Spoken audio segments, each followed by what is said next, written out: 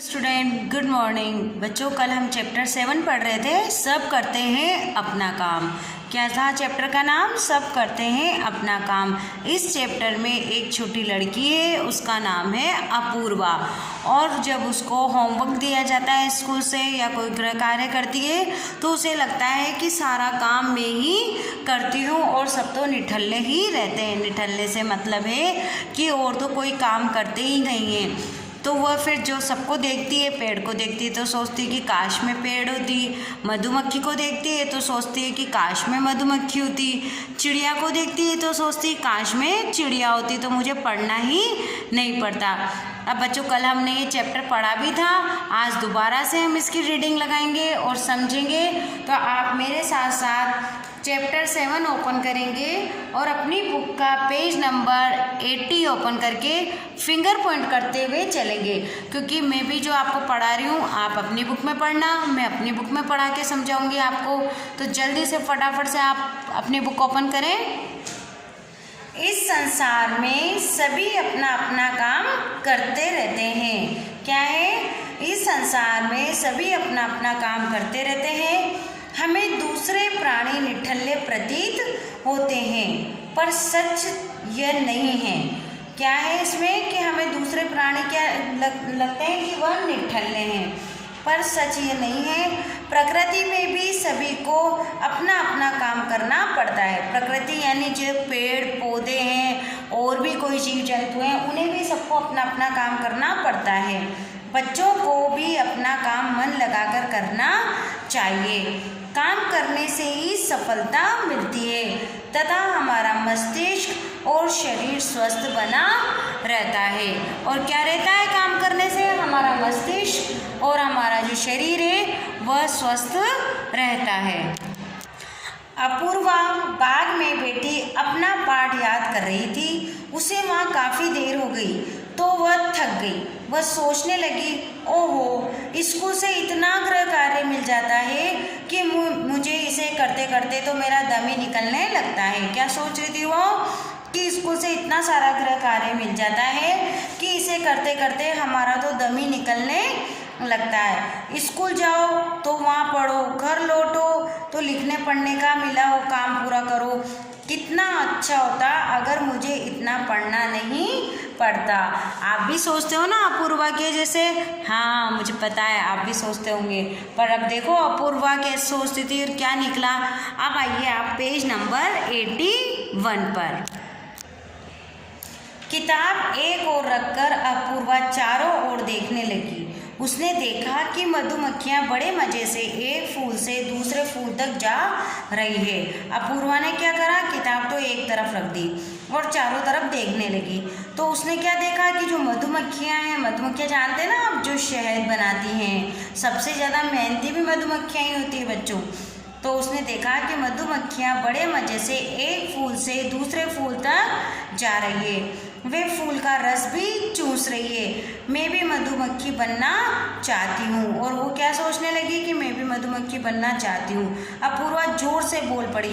अपूर्वा की आवाज़ सुनकर मधुमक्खी अचानक से रुक गई। और अपूर्वा की आवाज़ सुनकर क्या हुआ? मधुमक्खी अचानक से रुक गई। वे हैरान होकर बोली, तुम तो बहुत सुखी हो। क्या बोली वो?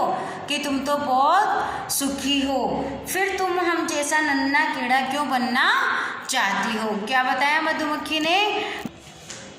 भला मुझे क्या सुख है, मुझे इतना ढेर सारा पढ़ना पड़ता है।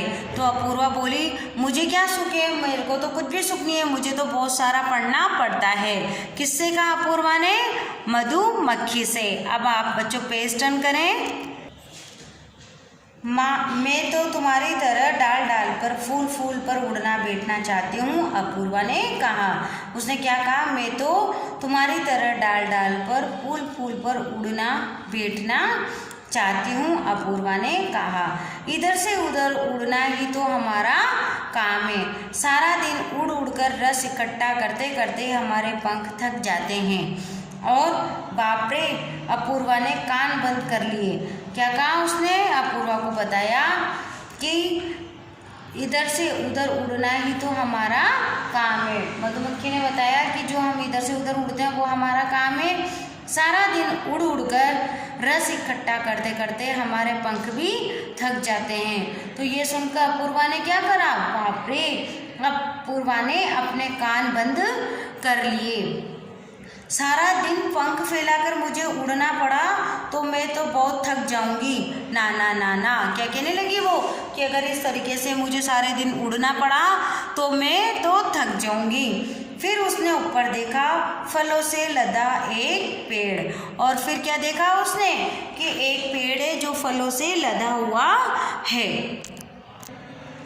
हाँ, अगर मैं पेड़ होती तो बहुत अच्छा रहता। अब जैसे ही अपूर्वा ने पेड़ देखा तो वो सोचने लगी कि मैं पेड़ होती तो कितना अच्छा रहता, आराम से एक जगह खड़े खड़े मुझे सब कुछ मिल जाता। ये सुनकर पेड़ हंसने लगा। तो पेड़ ने जब अपूर्वा की बात सुनी तो पेड़ क्या करने लगा, हंसने लगा। वो बोला, मैं समझ गया हूँ, तुम सोचती हो कि मैं आराम से खड़ा रहता हूँ बस। सुनो, पेड़ ने कहा, मेरे शरीर का हर अंग दिन रात काम करता रहता है।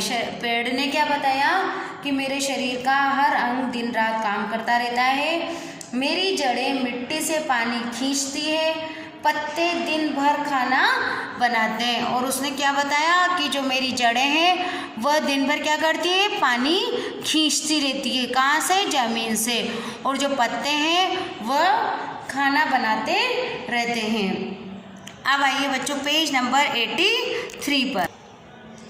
और हमारी सारी मेहनत से जो फल उगते हैं उन्हें भी हम तुम्हें दे देते हैं। और क्या बताते हैं कि जो हम जड़ों से पानी खींचते हैं और पत्ते भी सारा दिन भर खाना बनाते हैं, और उसके बाद जो हमारी मेहनत लगती है, जो उसमें फल उगते हैं, वो फल भी क्या होता है, तुम लोग खा लेते हो या हम तुम्हें दे देते हैं।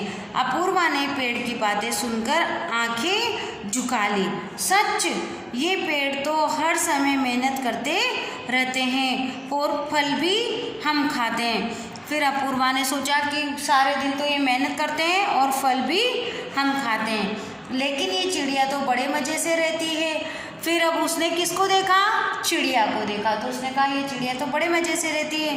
अपूर्वा ने चिड़ियों को दाना चुगते देखकर कहा। अब बच्चों पेड़ देख लिया उसने, मधुमक्खी देख ली, अब क्या देखा उसने, एक चिड़िया को देखा और कहा कि चिड़िया तो क्या करती है, दाना चुगती रहती है।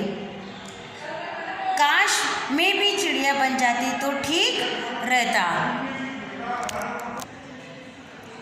अब अपूर्वा ने चिड़िया को दाना चुगते हुए देखा और देखकर कहा, काश मैं भी चिड़िया बन जाती तो ठीक रहता। नाना, ये क्या सोच रही हो? कौन बोलता है बच्चों? चिड़िया बोलती है। नाना, ये एक चिड़िया बोली, एक एक दाना ढूंढते ढूंढते सारा दिन उड़ती हूँ। क्या बोली वह?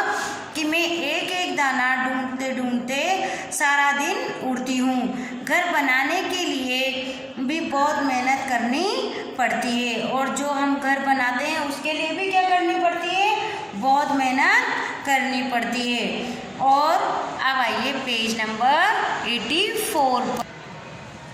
बस बस, अपूर्वा बोली, सभी अपना अपना काम करते हैं तो मैं ही अपना काम क्यों जी चुराऊं? क्या बोलती है? अब अपूर्वा ने क्या सोचा कि जब सभी अपना अपना काम करते हैं तो मैं ही अपने काम में क्यों जी चुराऊं। वह अपनी किताबें उठाकर घर की ओर चल देती है। तो देखा बच्चों, आप भी ऐसा ही सोचते हैं कि नहीं मेरा काम ज़्यादा है। आपके घर में भी दीदी भैया रहते होंगे तो सोचते होंगे नहीं भैया तो कुछ करता ही नहीं है, दीदी तो कुछ काम करती ही नहीं है, मैं इतना होमवर्क करूँ। पर ऐसा नहीं है बच्चों, सब अपना अपना काम करते हैं, पर हमें क्या होता है, दूसरे निठल्ले ही लगते हैं, जैसे कि अपूर्वा को लगे थे। तो सबको अपना अपना काम करना चाहिए, और जो बच्चा या जो भी व्यक्ति अपना अपना काम करता है उसे सफलता मिलती है। तो ये चैप्टर आपने पढ़ा, समझा। एक बार आप इसके शब्दार्थ देखिए। गृह कार्य, गृह कार्य का मतलब होता है घर के लिए काम, यानी कि होमवर्क। अचानक, अचानक यानी सडनली, सडनली यानी एकदम। तो बच्चों अब कल हम इसकी एक्सरसाइज करेंगे। आप अपनी बुक, पेंसिल, इरेजर साथ में रखना और एक्सरसाइज भी मेरे साथ साथ फील करते हुए चलना और समझते चलना। Thank you.